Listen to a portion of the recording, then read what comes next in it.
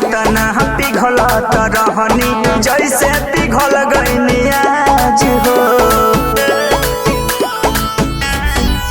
हाँ तना सुंदर बाड़ू रनिया काबा तुहार हो राज हो।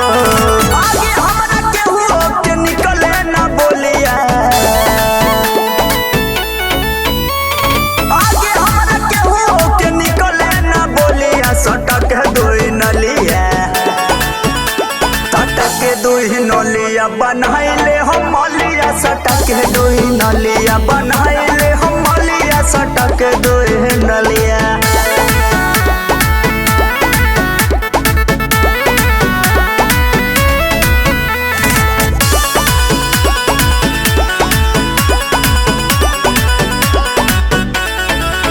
हर बात हम खरा बोलिले रहनी जैसे समंदर में पानी।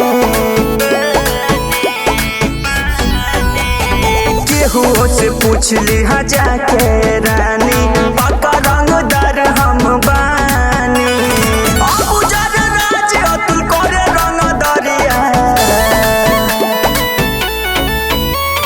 अबुजर राज अतुल करे रंगदरिया। सटक दुई नलिया, सटक दुई नलिया बनाइले हम मलिया। सटक दुई नलिया बनाइले